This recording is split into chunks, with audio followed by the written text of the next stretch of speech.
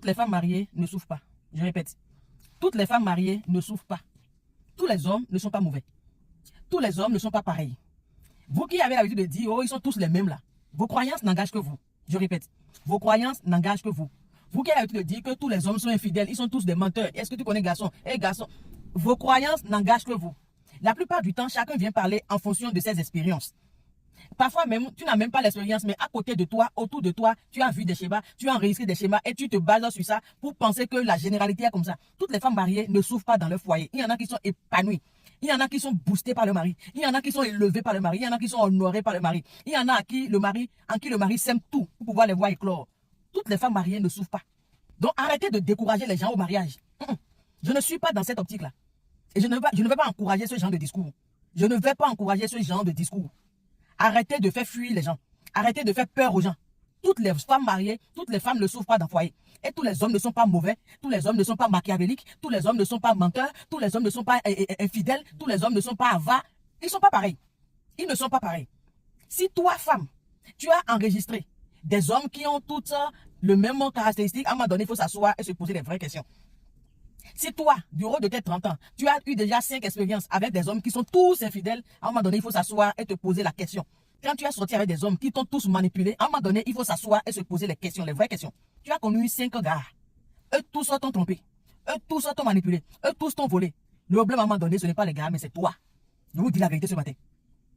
Voilà pourquoi je vous dis ici, connaissez votre identité. Avant de prétendre vous mettre dans un mariage, avant de prétendre vous mettre dans une relation, connaissez votre identité. Parce que quand tu connais ton identité, tu sais qui te correspond. Je répète, quand tu connais ton identité, tu sais qui te correspond. Tu ne peux pas avoir l'identité d'un aigle et parce que tu t'ignores, tu vas soulever un poisson. Vous voulez vivre où? Dans l'eau ou bien dans les airs? Vous voulez vous entendre comment? Vous voulez collaborer comment? L'importance de connaître son identité. Sachez qui vous êtes d'abord. Avant de vouloir soulever enfant de quelqu'un pour dire qu'on veut se mettre en couple avec lui. Connaissez votre identité. Encore une fois, je veux parler à mes jeunes sœurs. Le mariage n'est pas mauvais. Je vous le dis. Le mariage n'est pas une mauvaise chose. Non, non, non, non. C'est une institution divine. C'est une institution divine. C'est que Dieu a voulu ça. Et il l'a instauré. Mais il a des règles qui encadrent la chose. Voilà pourquoi, lorsque vous ne respectez pas les règles qui encadrent la chose, vous vous précipitez pour faire les choses à votre manière, ça finit par retomber sur votre tête. Et vous vous cassez la gueule. Toutes les femmes au foyer ne souffrent pas. Je dis non. Toutes les femmes au foyer ne souffrent pas. Le mariage ne peut pas être quelque chose qui va faire peur. Tout le monde a peur de se marier. Il y a quoi? Il y a quoi? Quand les gens viennent vous raconter les discours là, sachez quoi prendre dedans. Sachez quoi prendre dedans. Quand les gens viennent vous donner des conseils, sachez quoi prendre dedans. Quand on vient raconter les histoires des autres couples ou des autres foyers là, sachez quoi prendre dedans. Si ce qu'on vous dit, ce qu'on vous conseille, ce qu'on vous raconte est de nature à vous faire peur, au point d'installer la peur en vous, la peur de se marier en vous, il y a une forteresse qui est déjà née. Il y a une forteresse qui est déjà née qu'il faut combattre. Toutes les femmes au foyer ne souffrent pas. Et celles qui souffrent pour la plupart du temps, elles ont fait un mauvais choix. Et elles ne veulent pas reconnaître. Elles ne veulent pas reconnaître. Quand vous faites des mauvais choix, vous assumez. Quand tu es avec un mari qui te bat, tu as voulu qu'il te batte. Quand tu demeures avec un homme qui est infidèle, tu as fait un choix. Donc, à partir du moment où vous faites les choix là, assumez. Ne vous plaignez plus. Je vous dis la vérité. Tu étais dans les fiançailles avec le monsieur. Tu ne t'es même pas encore marié. Étape de fiançailles, le gars te gifle, retourne vaisseau déjà 2 fois. Réunion de famille, on dit non, il faut laisser, tu pardonnes. Tu viens d'accepter d'être battu dans ton foyer jusqu'à oh là là.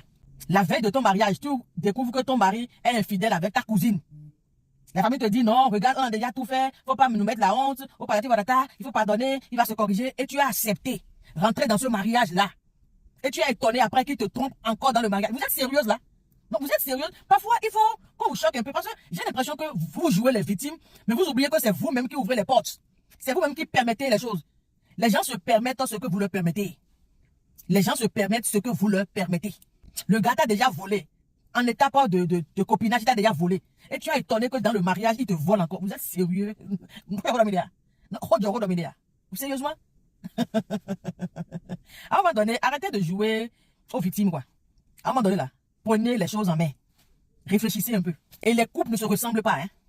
Les couples ne se ressemblent pas. Les couples ne vivent pas les mêmes réalités, hein. Je répète, hein, les couples ne vivent pas les mêmes réalités. Que personne ne vous mente, hein.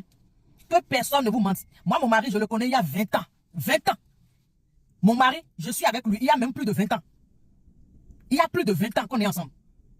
Mais on s'est mariés il y a 5 ans. On s'est marié il y a 5 ans. Je sais pourquoi. Je sais pourquoi. J'ai toujours dit, si ce que je veux voir, tout n'est pas réuni, je ne rentre pas dans un mariage. Si tout ce que j'attends de voir, je ne vois pas, je ne rentre pas dans un mariage. On peut faire des enfants, chacun reste chez lui. Ça ne me dérange pas. Mais je ne rentre pas dans un mariage. Parce que c'est un engagement spirituel. Et j'ai attendu de voir d'abord, avant de rentrer dedans. Et je vous assure, ce n'est pas la blague. Hein. Je ne suis pas malheureuse, je ne suis pas maltraitée. Non, non, non, non, pas du tout. Hein. Pas du tout même. Donc moi, ma perception, ma vision du mariage n'est pas pervertie. Pas du tout. J'ai préféré prendre le temps de connaître mon identité avant d'aller là-bas. J'ai préféré prendre le temps de connaître mon identité avant d'aller là-bas. J'ai préféré prendre le temps de guérir de mes blessures émotionnelles. Depuis l'enfance jusqu'à l'âge adulte, avant d'entrer dans le mariage. J'ai préféré prendre le temps de ma restauration d'abord. J'ai préféré prendre le temps de vraiment me connaître, me connecter à Dieu. Savoir quel est le rôle de la femme dans le mariage avant d'y aller. Je ne me suis pas précipité. Hein. Je ne me suis pas précipité. Je me rappelle, les parents me disaient, mais vous travaillez, vous avez déjà un salaire, et qu'est-ce que vous faites déjà des enfants ensemble, qu'est-ce qui vous empêche d'être ensemble, qu'est-ce qu'ils n'ont pas dit? C'est quand je suis prête là, que j'ai dit, j'étais prête. Mais non, non, non, non, je vous le dis, les mariages ne se ressemblent pas, les couples ne se ressemblent pas, on ne vit pas les mêmes réalités, on n'a pas les mêmes expériences. Donc que personne ne vous fasse peur. Si vous ressentez le besoin de vous marier, faites-le. Mais avant, connaissez votre identité. Je dis et je le répète. Non, bye.